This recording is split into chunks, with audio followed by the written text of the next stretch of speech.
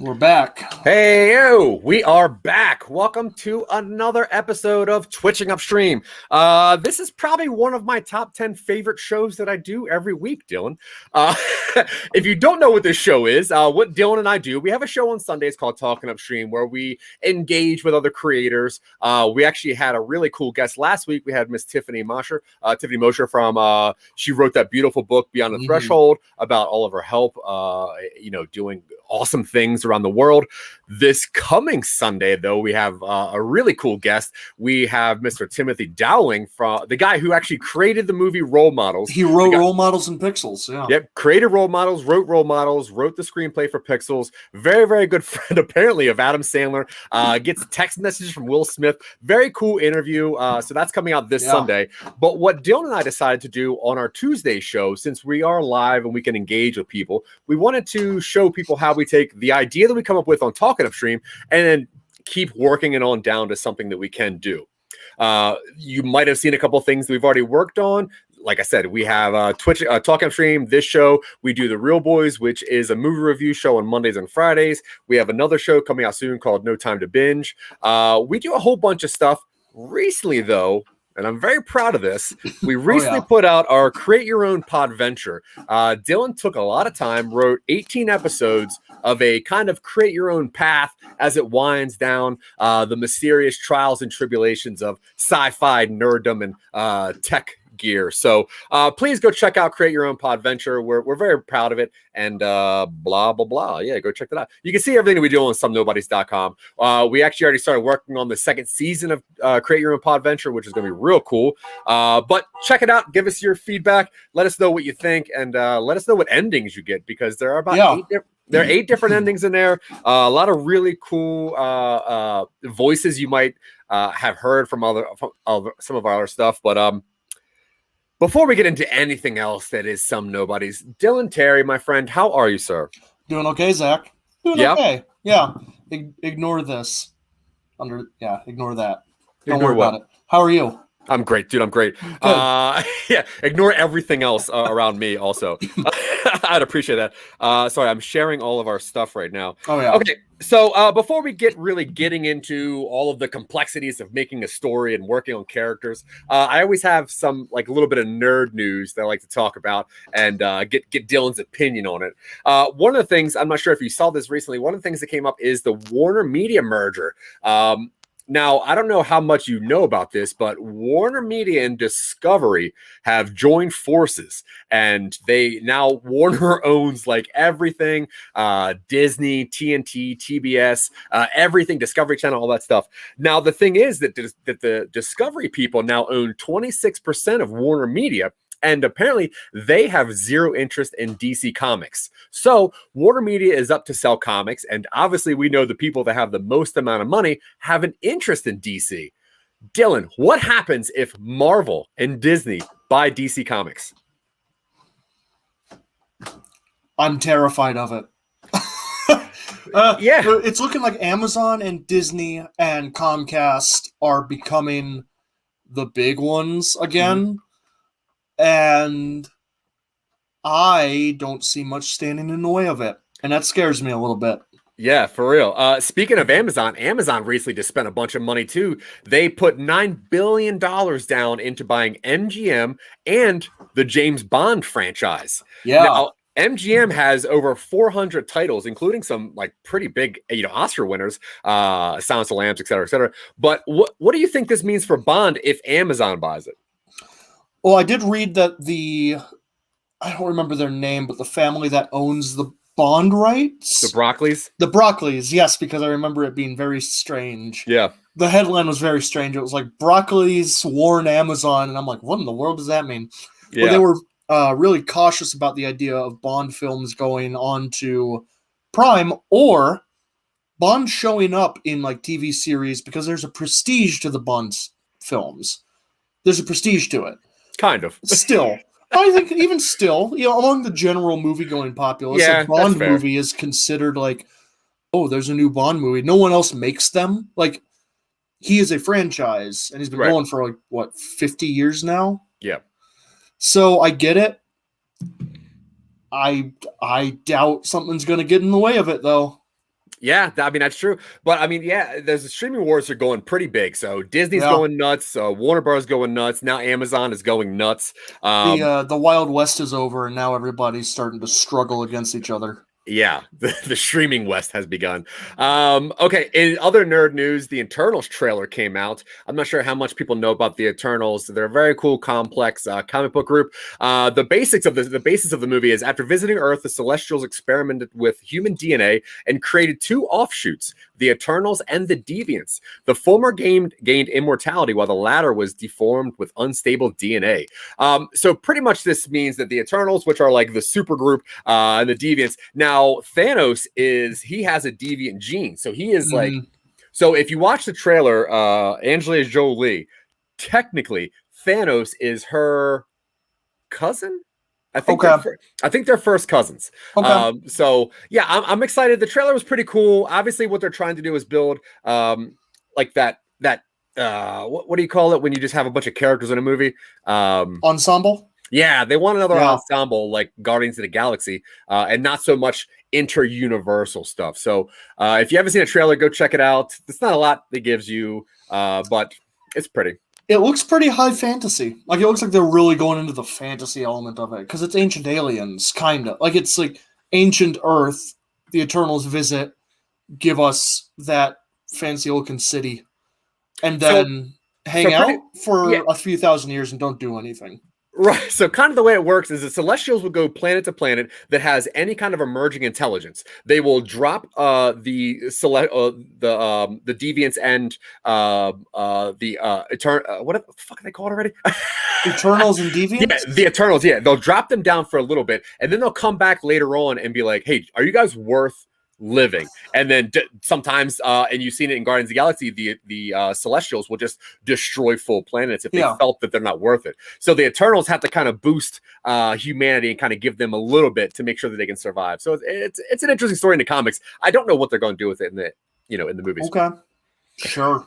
Okay, nerd news. Now, I'm sure you've seen this in the news, but it is so interesting to me. So, tardigrades, right? They're in the Ant-Man movie. We understand that they're tiny little critters that are full of water for some reason. Now, it turns out that tardigrades can survive in the pressures of space, the vacuums, the colds. They can survive everything by going into a stasis that they call TUN, which is pretty much just a hibernation.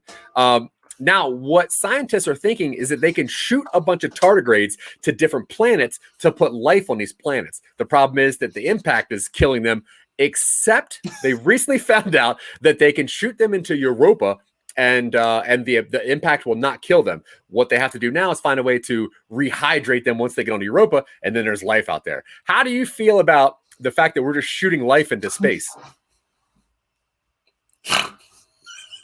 Awesome. I'll take a snort any day. This is the backstory to any sort of like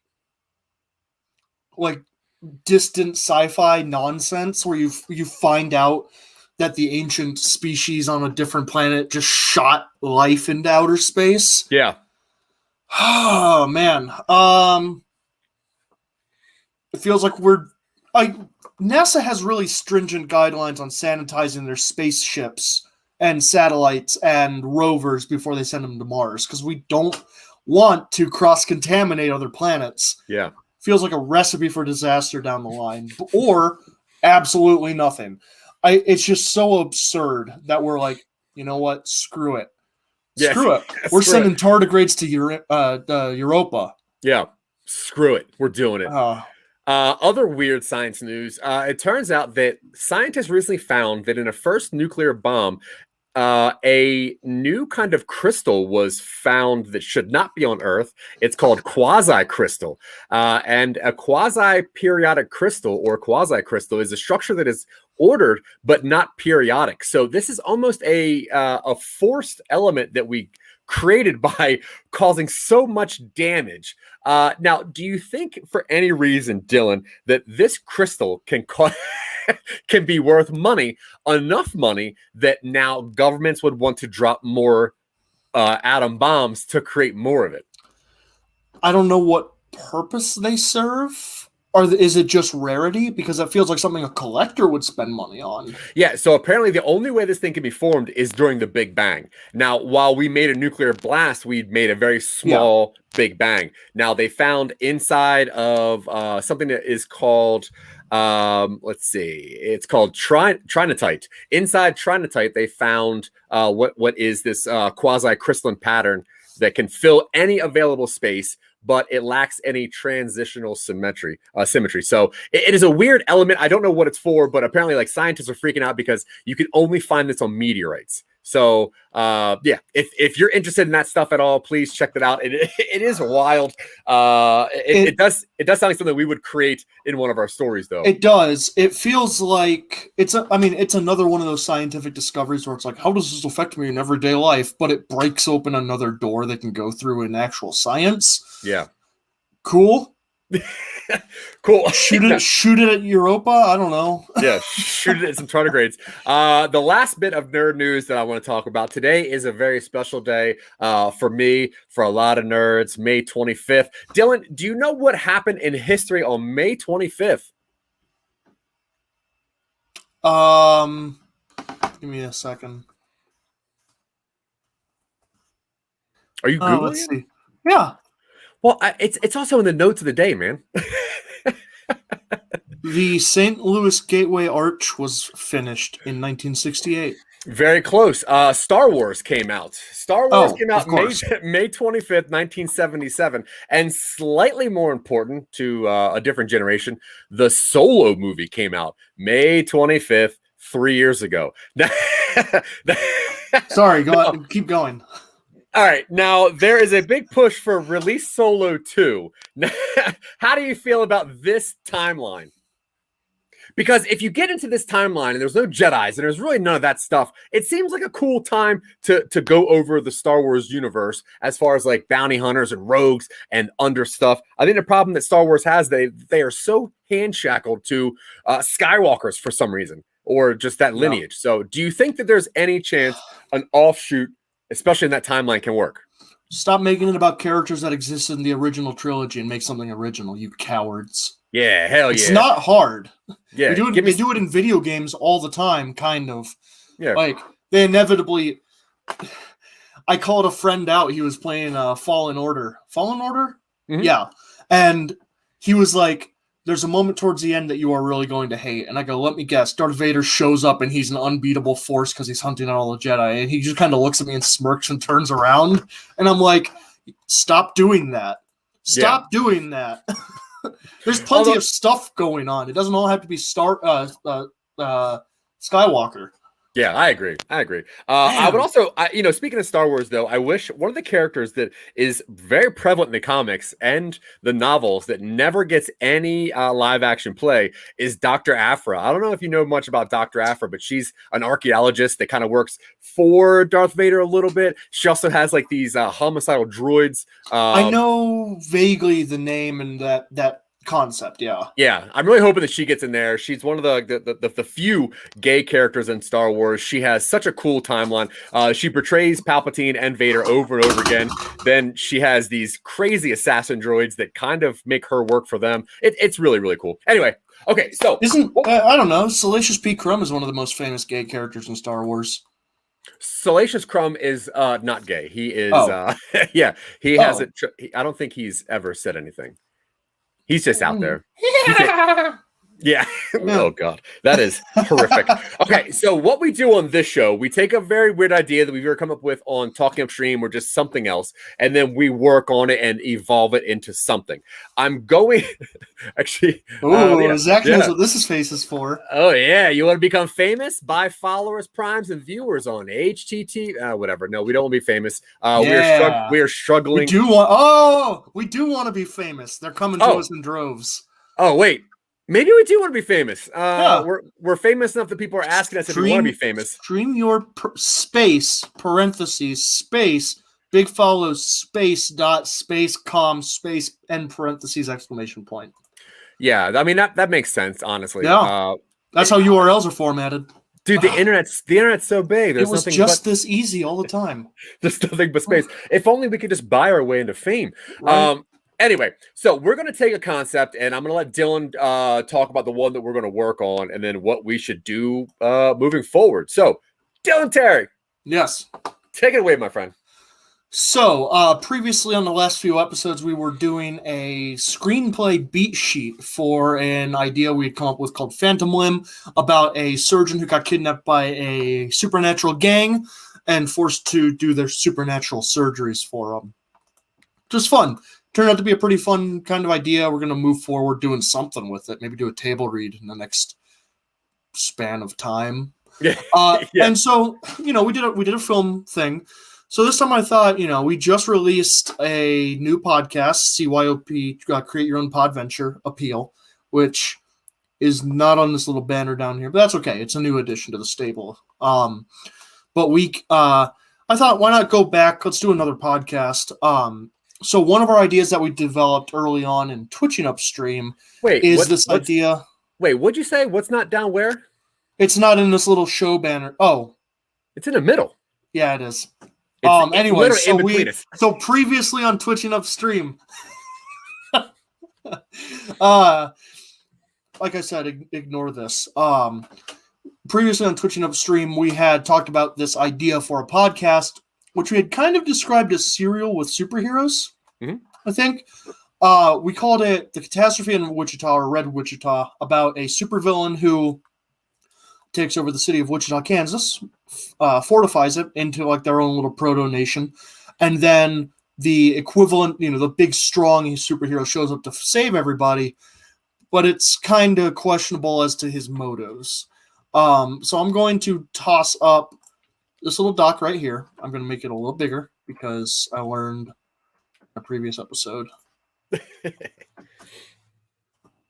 So yeah, we had originally mapped out 6 episodes worth of content for this, maybe about an hour, 45 minutes each. And I'm just going to read through a very baseline, just kind of summary of what we had hit up. So episode 1 was What You Need to Know. It describes what the podcast is, who all shows up. The villain is named Red Emperor. The hero is Superion. It follows a woman named, what's her name? Daphne Driver. She's a reporter for the Wichita Eagle. She attempts to contact Superion. She interviews Red Emperor's attorney, and then sets out to prove that Superion is not a force for good, but at the best, he's apathetic towards everybody. Yeah. We do episode 2, which is building up to the catastrophe itself. You interview a few superheroes who were instrumental in, who were localized in Wichita at the time, why Red Emperor chose Wichita, and a bunch of just kind of clips and interviews of what led up to it to really ratchet that tension. Then we go to episode 3, which is the actual attack and occupation. Red Emperor attacks the city.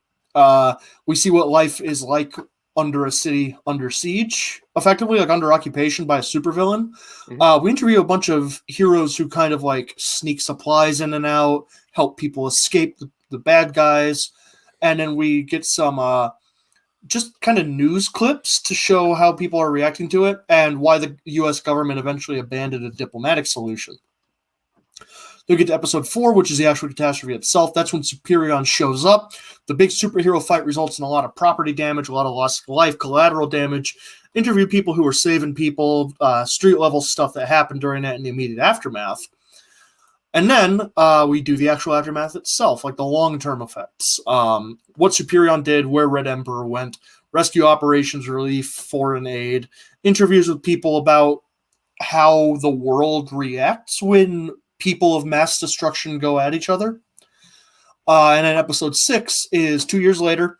The recovery efforts, anything like that, superhero response teams, where everybody is now, and a kind of call to action to hold these superpowered individuals responsible. That's kind of what we had lined up. That's what we had outlined. And I thought that we would just go through this kind of just segment by segment, because how we tend to do this is we will kind of split our shows up into sections. Mm-hmm. So that way we can kind of pace them out. Silicon Angels was a great example, because it would be like opening, 2 calls, fake commercial, 2 calls, hint towards the next episode. And obviously the formula changes on occasion, but this time what we had kind of done, we didn't follow quite something so formulaic, because this is more of a linear serialized story. I think we can either do some character work just to kind of know who these people are and maybe launch into that first episode. Yeah. Well, we definitely have to figure out the world of this. Like, we need to talk about what happens at, like the event, which causes, everything to happen, really. So, or do you want to just do backstory for this one? Yeah, let's work on the backstory leading up into why this person decided to make a podcast out of this. So did we have any actual data as far as what events occurred? So the original idea was that Red Emperor is a supervillain we hadn't really decided what his power set is, but it's something kind of mean. Like there's certain superhero sets that are mean. Like blood magic, Darkseid's whole arsenal, Doomsday, that sort of thing. Yeah. We figured he was powerful, and he was looking to carve out his own little personal kingdom in this breadbasket city, because Wichita is central. Kansas is a huge agriculture and livestock state. So establishing your kind of like new capital there makes sense in this sort of universe. And also it's poorly defended because it's not a huge city. Yeah. So Red Emperor went to this place and I know he's trying to carve his own thing out, but what did he actually do? Did he enslave people there? Did he force everyone out? Was it a big mass murder? Do people just really not know what happened but can't get into this place? What kind of backstory do you or what kind of weird stuff happened in Wichita for this month or whatever? I like the idea that Wichita becomes walled in somehow. He has someone with him that can do either earth powers or can... I mean, how Magneto did in Days of Future Past, where he drops a stadium around the White House or whatever it is. Yeah. Or terraforms or something. Yeah, someone who can who can turn the ground into a barrier. So that way people can't just walk or drive in and out of the city. All right, cool. And what does he do with the people inside? He establishes a puppet state. He establishes just like a sovereign state where he goes, you are no longer citizens of the United States. You're a citizen of my empire. And then he has his enforcers just kind of like try and enforce. Okay. Now, does Red Emperor like go all the way down and like change out money for the people that are there? Like he's like, look, you can't even use US dollars anymore. You have to use Imperialux. Imperial red dollars. I like the idea that he does try to mint his own currency, and there's like a little bit mentioned on later with an interview where it's like, yeah, those Emperor dollars are going for like $1,500 on eBay. Because everybody wants one. Yeah, it turns out he disrupted the economy 30 years later by printing this fake money. Okay, so how long did he take over Wichita? It needs to be long enough that it has an effect, but also realistically, it can't be too long because someone would do something about it. Yeah, so it's either like 2 weeks or a month, right? I think let's meet in the middle and say 3 weeks, 21 days. All right. He moves fast. Yeah, the 21 day event that we know as Red Wichita. Yeah. So he goes in there, he blocks off Wichita from everything. You can't get in, you can't get out. But because he has powers and he has friends that are powers, they bring all the supplies in and then they set the economy. And he is just trying to have his own sovereign state, right? He is trying to at first annex from the US and then combat the US. Yeah. All right, cool. And so his entire goal is to make I say we try and have him emulate the North Korea problem, where it is the cost of removing him might be too great. Okay. Where he's trying to get into that position. So I feel like he might need some sort of leverage on an international level. Yeah, I like that. Yeah. I mean, Russia's the obvious choice for a baddie here, but we could go with someone more interesting. I think more interesting. Russia is a boring enemy. I mean, that's like everything. That's everybody. Yeah. So let's say like Argentina. You think Argentina could feasibly be a strong enough ally to cause the United States to question their involvement? A real question. Do I think Argentina is strong enough to what? If we ticked off Argentina, do you think the U.S. would be like, oh, I don't know if we want to go there?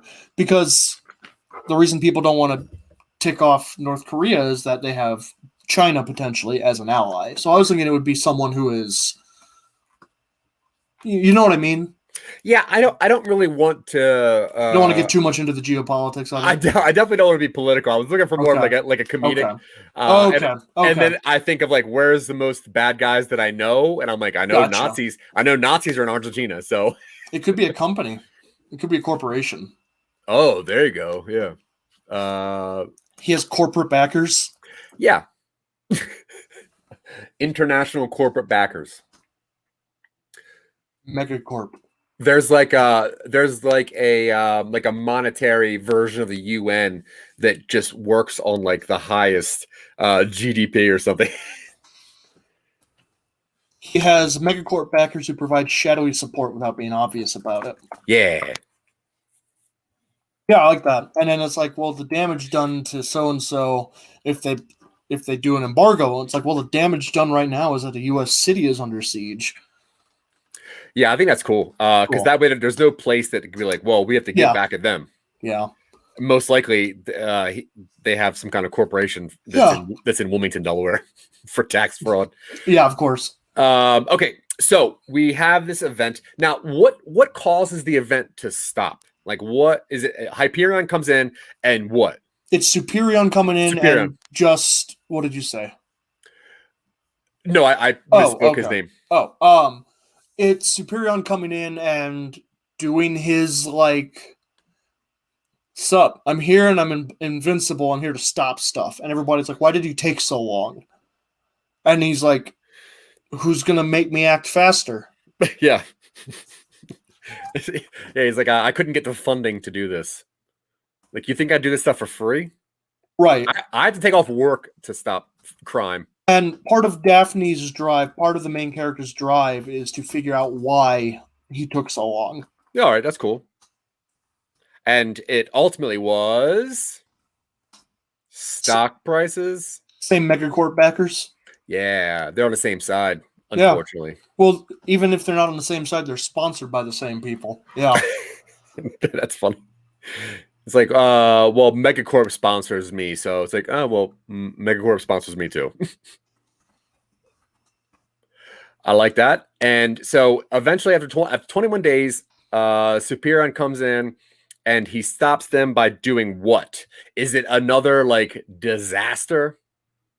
I mean, the original idea we had is that the fight between him and all of Red Ember's goons is damaging enough to be causing like widespread consequences.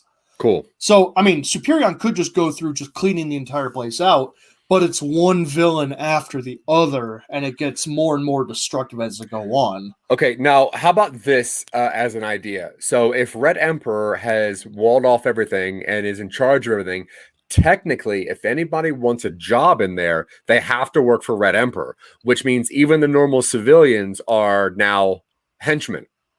Okay. So when Superion comes in there, he has to somehow figure out who is actual henchmen, who are just doing it for the money. And so that way he can't just go in this wreck shop. But he does. And he definitely does. And yeah, so he's indiscriminate when he goes in to clean it out. Yeah, so what if he like looks up like payroll stubs and he's like, well, you took money from Red Emperor, so pichu, and you get laser tongue or whatever Superion has.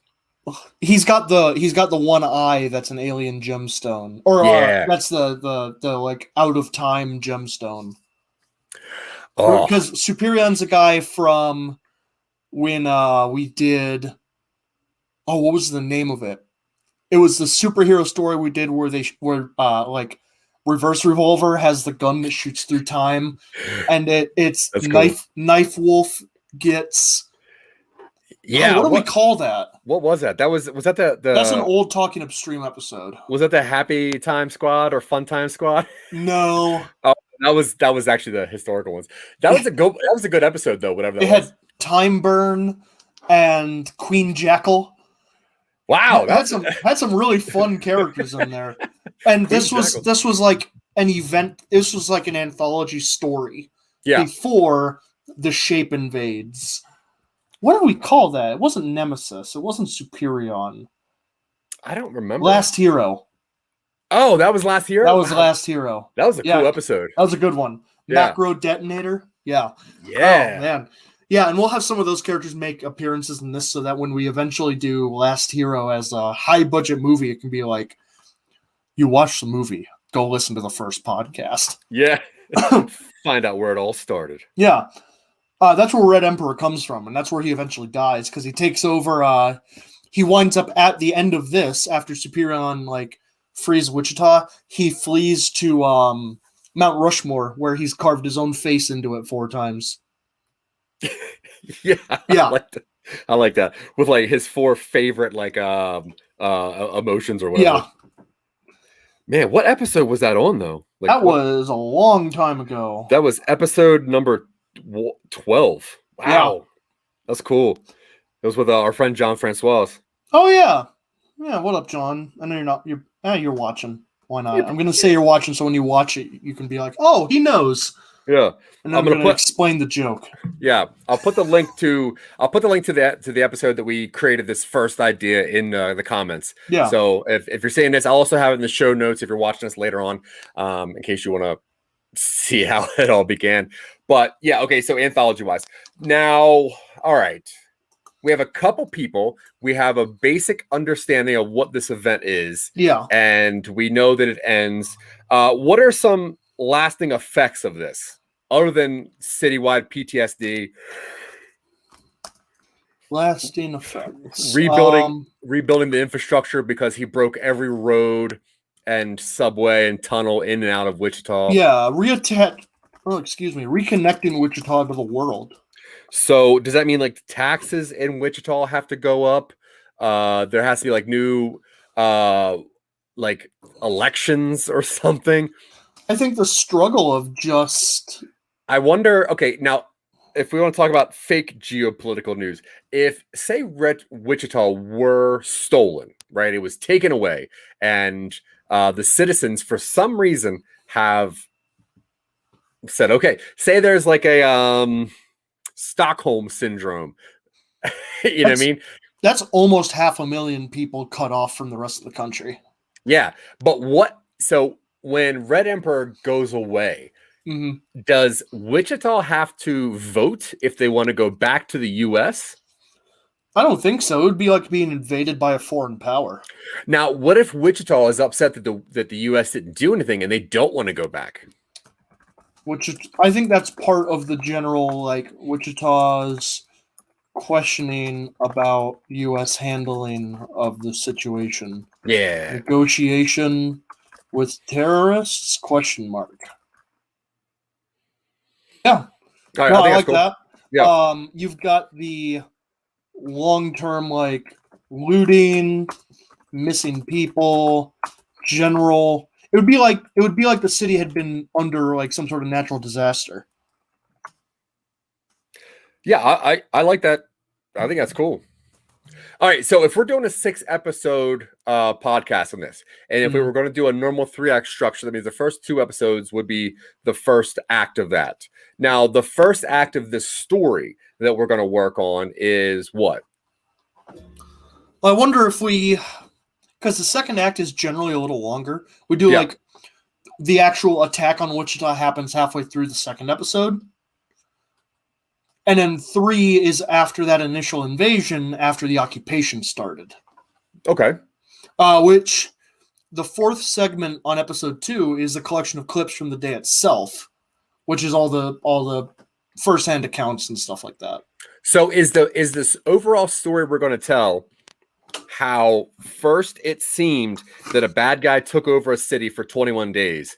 What actually happened was a worldwide company funded 2 separate super beings to create some kind of global monetary. I mean, yeah, I'm trying to figure out like what it is that we're going to tell in the story because we have the setting for the story. Yeah, what's the story? They're funding both sides. They have their fingers in too many pies, and this time they happen to be on both sides of the conflict, which cost money and lives. Cool. Yeah. Now, okay. What year did this happen? When did this happen? 10 minutes into the future. You know what I mean? Like sometime in the near future. Okay, cool. And then it's a superhero story. So well, I guess my question is, how long before the reporter picked up the story did this happen? I think originally we had planned that this podcast is coming out like 2-3 years after everything went down. So that way stuff is still in progress, but they've kind of settled. Okay, cool.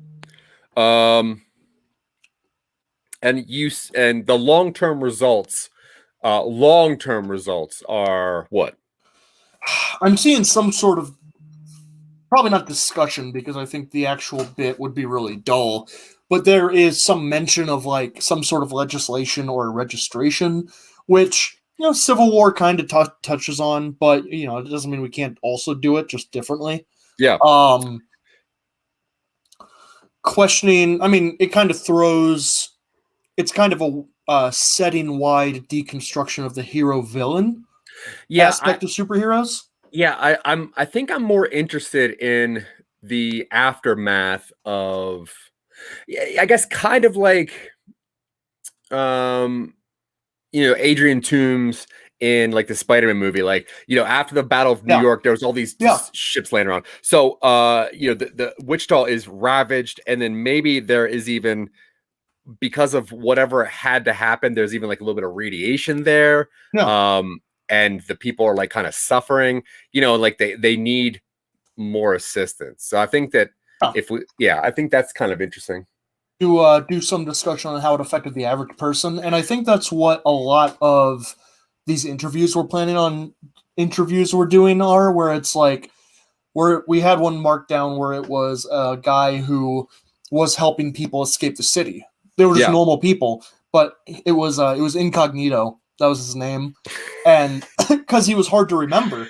Yeah. So he would get these groups of people and sneak them out of Wichita. And it would be like, I remember one night we were down by the old, my uncles would be so disappointed in me. Whatever sports teams are in Wichita. Is that Kansas? Oh, yeah, it's Kansas. It's not the Chiefs. My mom's going to be disappointed in me. Kansas? Do they have sports? Wichita. Oh, yeah. My uncle's a basketball coach. Well, I know Kansas plays basketball, but like, There's no like major league teams in Kansas, is there? Sports in Wichita, Kansas. Thanks, Wikipedia. What is it? The Stars, the Wind Surge, the Oh my God. Thunder, Wichita Force, the Diamondbacks. They're minor pro football. So there's no sports teams in Kansas. No. Well, either way, I like. Okay, so how long did Superion battle Red Emperor? Because like if say the I think it'd be a really cool story if the battle went on for 21 days, and like people were like trying to live in this walled-in state while like just super battles going, like lasers are firing everywhere, and I feel like 21 days would completely remove that place from the map. You know what I mean? Sure. Well, but I like the idea that I do like the idea that it's not a single event. I was thinking like it takes an afternoon. It's a really bad afternoon. Okay. But it takes an afternoon. But it depends on like, because I thought there would be a period of time where the world is kind of like, so what do we do? Because we can't just go in, because if we do, he'll kill everybody and leave. Oh, okay. But we also can't appease him because we're not going to let him have this city. Yeah, okay. And Superion is being weirdly cagey about going in. So maybe he holds the place for 2 weeks before Superion goes in there. Okay, yeah. And then like the battle's like a week-long battle for some reason. Yeah.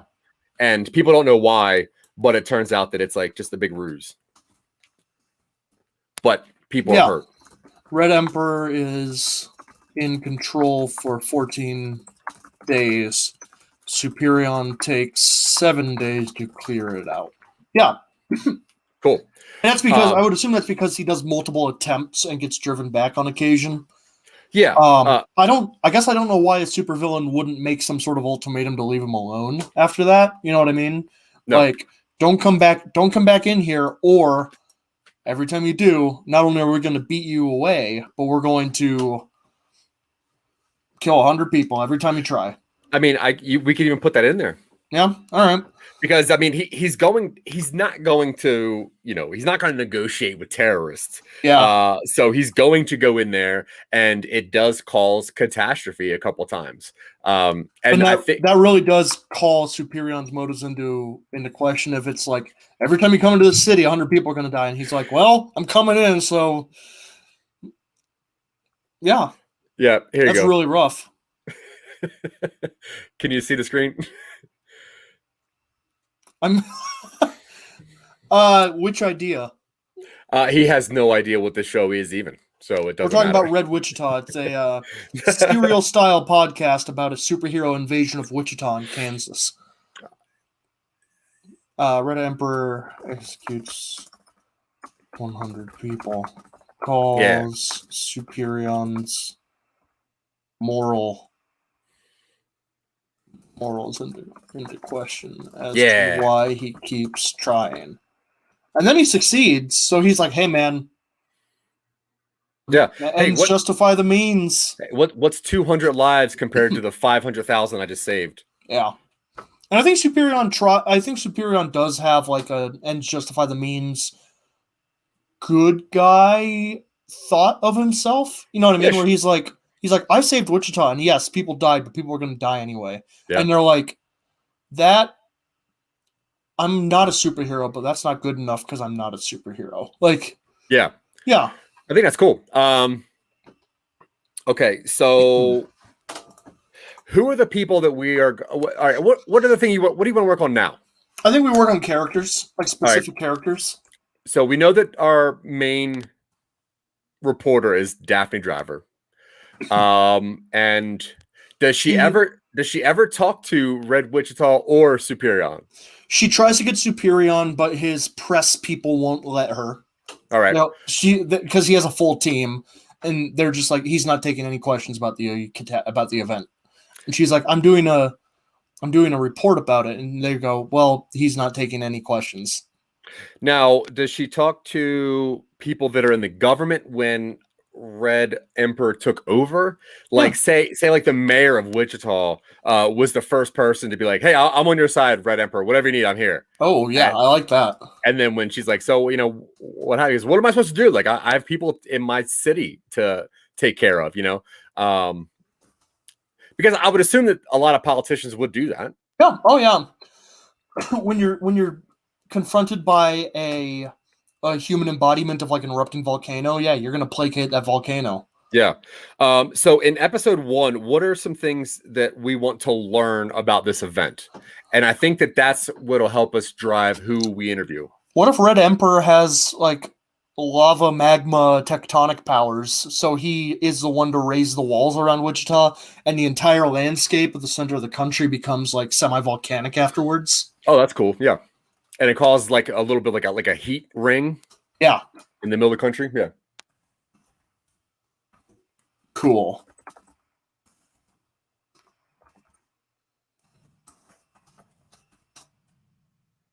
All right. So what were you gonna say? Yeah. We need to. I think it would be cool to listen to like first responders talking, like EMTs or something. Yeah. And so the people that I think would be the most interesting are obviously first responders there. And people that got affected in like a weird way. Yeah. Like people that worked on like public transport or something.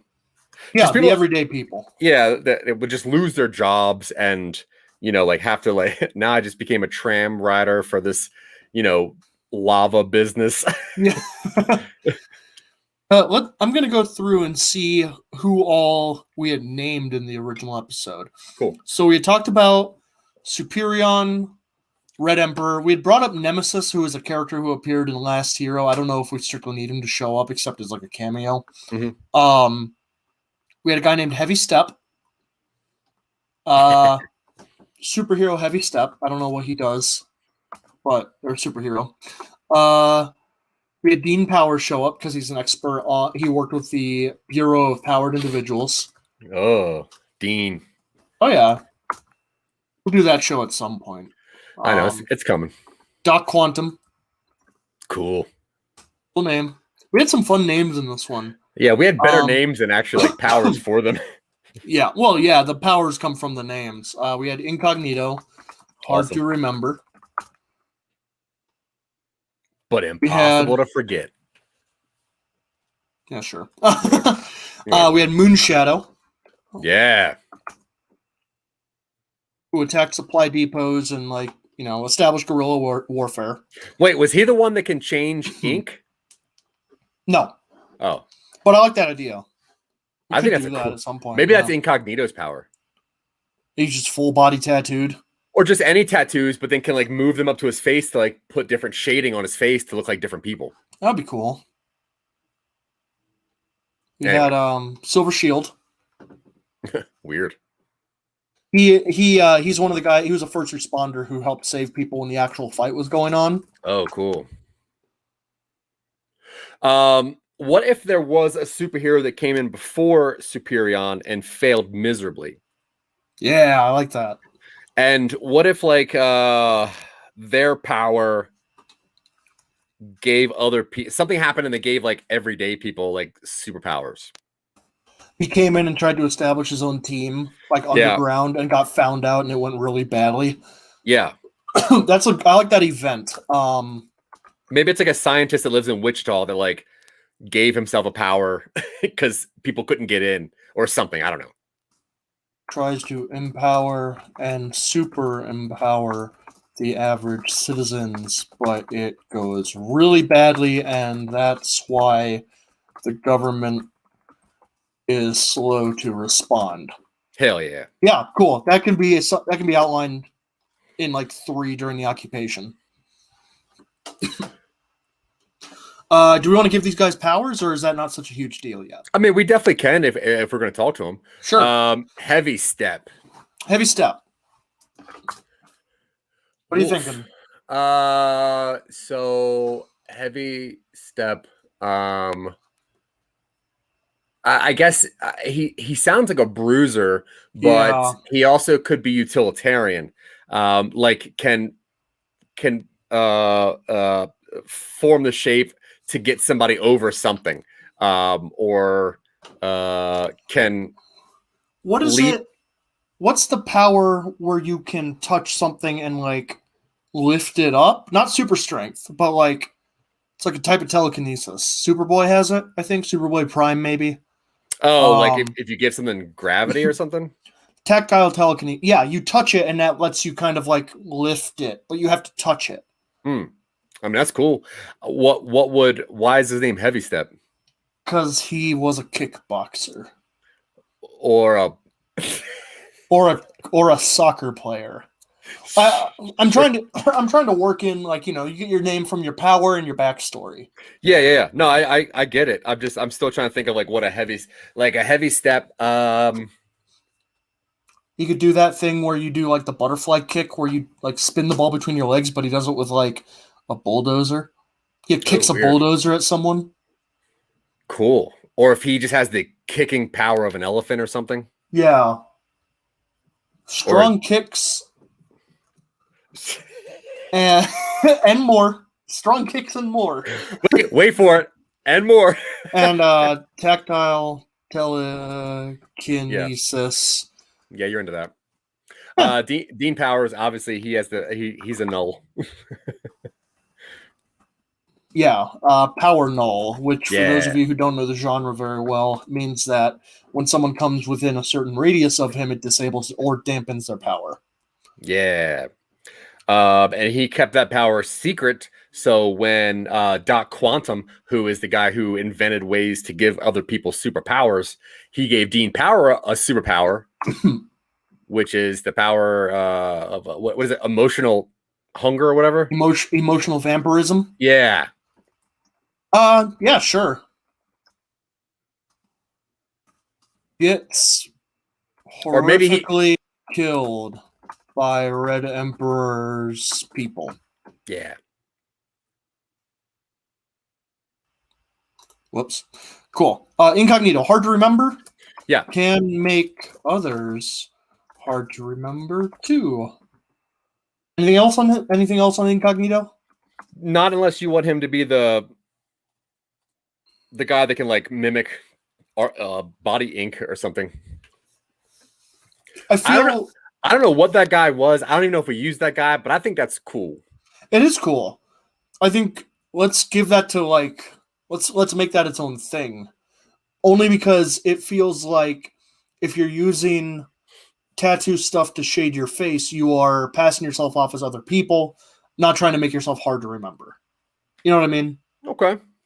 I guess that's just how I'm thinking about it. Sure. All right. What's Moonshadow's thing? Obviously it's something at night. It's something about the thing is we had come up with Moonshadow to be running a guerrilla war against the occupiers. Yeah.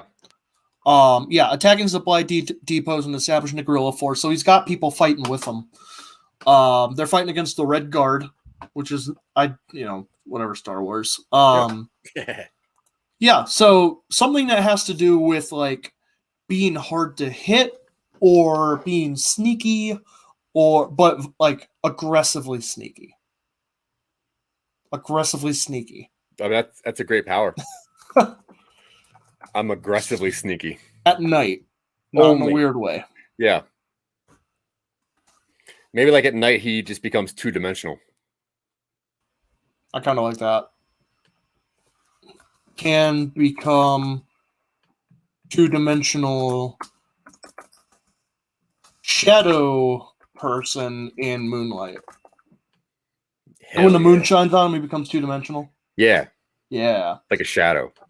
Yeah, like a moon shadow. Oh! There it is. Okay. Cool. We got to call him aggressively sneaky man. Okay. Yeah. Anyway. I get it now. Silver Shield. We put Silver Shield in their little like these are kind of like I don't want to say they're montages, they're not anthology stories, but they're kind of like it's almost like short stories in an anthology where it's like you start with an interview and it turns into them telling a specific story about what they were doing. Yeah. And Silver Shield was saving innocents, showing the heroics of normal people, and fighting in the streets. Cool. So powers that are conducive to that. Maybe he has like that kind of thing where if you get hit, you just deflect it or something. After Mortal Kombat did that, I feel like that might be played out a little bit. Yeah, that's fair. How about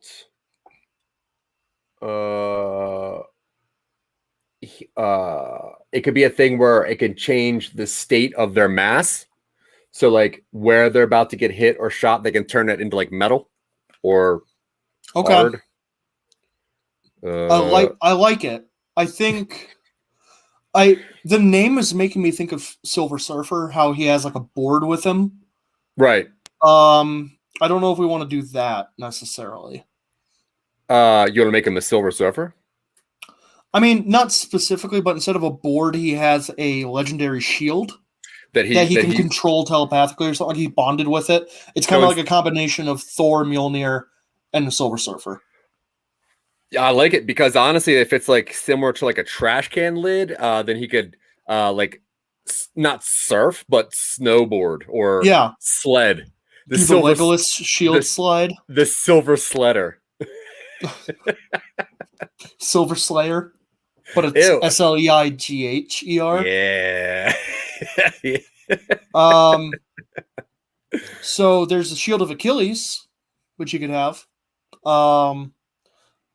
Aegis, which is Zeus's shield. So is it the kind of thing where if anybody holds this thing, they become that person? It could be. All right, I'm into that. Yeah. Achilles' shield has never been used, to my knowledge. Cool. Possesses and is bound to the shield of Achilles. Does that mean he has the heal? He's invulnerable except for his heal. Sure. It would be an interesting quirk. Because maybe he's going around in street clothes. He's got a shield, but he's got armored boots on. Yeah. And that's the only armor he wears. And he's like, it gives me a solid step. And heavy step is like, hey, that's too close. That's my thing. That's my thing. Maybe heavy step has the ability of altering gravity in his own body. Yeah. So like when he like goes to take a step down, he can make gravity super strong so he can like break stuff. Yeah. Or whatever. I don't care. If he's like or he knows capoeira or something. Oh, cool. Oh man, okay, I'm gonna try this. If you put oh my god. Is that anywhere near right? CAPOEIRA. I got it. Right on my first try, and I don't have another window open. No, sure. Now, for people who don't know what capoeira is, it is a martial art where you are flopping around your hands while kicking your feet in the air. Similar to Eddie from Street Tekken, right? It is a Brazilian street fighting martial art, which is very, very fluid and mobile, and is often called dance fighting. Yeah. Which is pretty cool. You might know it from Bob's Burgers. You also might know it from the one movie called Only the Strong. Oh, yeah, Bob's Burgers. Capoeira. Capoeira. You're going to miss your 3 o'clock appointment. All right. We got characters lined up, mostly. Yep. Yeah, we got characters done. So this is what we do. We take an idea and we start breaking it down. And we're like, okay, we want to get this done in however many days, however many weeks, whatever. And then we start saying, okay, we need to work on our characters. We got to get a story. We got to start getting the beats down. So step one, obviously, is your character development and the rough idea of what you're trying to tell. So what you just saw was how Dylan and I do that. It's easy peasy. The thing is, have a good time, engage with your imagination, and make something that you want to see. That's it. And steal ruthlessly. Steal ruthlessly, but change the name subtly so you can't get in trouble for IP problems. Anyway, if you want to see the progression of this thing, you can always check out our website, SomeNobodies.com, where you can find the cold run of CYOP, Create Your Own Podventure on there.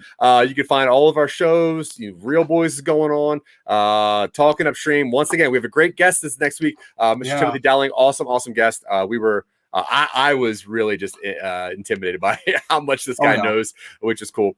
But we appreciate everything you're doing. Give us a shout out. Let us know. Hit like, subscribe. Give us any feedback. Send us messages. Send me an email. I do not care. Hit me up on WhatsApp. You can be some of the cool people that help us out by going to patreon.com/Some Nobodies. Don't text Dylan. Text me. Some people that do help us out that we got to say thank you to. Scott Curtis from Behind the Bits. Thank you so much for believing in us. I hope we're making you proud from everything that we're doing with your help. So thank you. Sarah Takachik, Tanya Sheck, Listener App. Thank you guys very much. Scene Snobs, you guys are cool. If you see this little logo up in the top corner somewhere over there, Scene Snobs, there's a lot of really cool, nerdy stuff going there. Mick Manhattan's putting together some real nice stuff. Very entertaining, very consistent, so hang out over there. Jeff Dwoskin, you can see me on Jeff Dwoskin's show, Crossing the Streams, every Wednesday. He is another award-winning podcaster, so we're in good leagues. Also, if you like comedy, honestly, check out Jack Billings Presents. It is something that we should have made up, but some very clever, funny dudes did instead. It really is very entertaining. It's not for everybody, but it is so it's not for everybody, and that's the official tagline, it seems. Yeah, it is entertaining. It is absolute quality. People spend a lot of time doing this thing, and it shows. Great quality piece. Yeah, great dudes behind it, so check that out. But until next time, folks, I've been Zach, he's been Dylan, and you've been great. Bye. Take it easy out there, everybody.